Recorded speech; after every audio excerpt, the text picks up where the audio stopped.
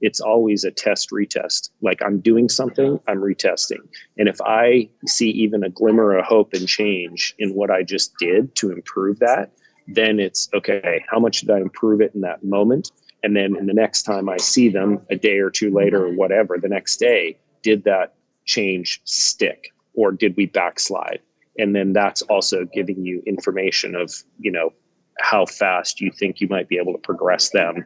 And then, yeah, it's never a perfect formula, because there's also this re-education piece that has to take place where you may unlock something and their test is great, but now you got to do a little bit of constraints-led learning in their movement skill scenario to reintegrate that into the pattern. And I think that has a big add to this as well, because you can make that change. They can come back tomorrow. They look the same as they did the day before. But if you can get them to use it and repattern it, then it's going to, I think, stick more and you're kind of off to the races. One of the tricks that has taken me about 25 years to really appreciate is hitting save on the document. Meaning I'd like, and you hit the nail on the head. I used to make an impressive mobility change, but then have to go back and backfill stability, right? Now what I'm trying to do is take that movement signature I see, that pivotal dysfunctional pattern, that left-right asymmetry in single leg stance or two completely different lunges on the same human.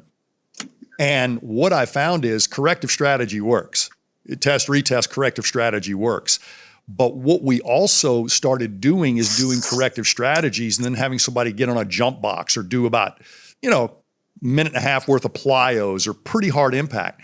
And what we realized is we had a fragile change that didn't hold. And then I started thinking, it's going to be hard for the body and brain to hold on to dysfunction if we attack the same pattern in maybe 3 different spinal positions. Supine, quadruped, half kneeling, or half kneeling, standing, quadruped, because it's really hard to hold on to that dysfunction because so many things change. The role of the spine in quadruped completely changes going vertical.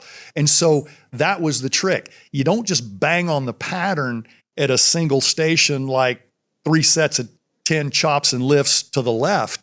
You actually make them show you a good example of that pattern and then come from supine to standing at a few stations. And that's where I've really started batching corrective strategy and saying, if all you got is time to warm up, I think I can fit your corrective in there, thus nudging your state of readiness, but also incrementally reducing your future risk at the same time.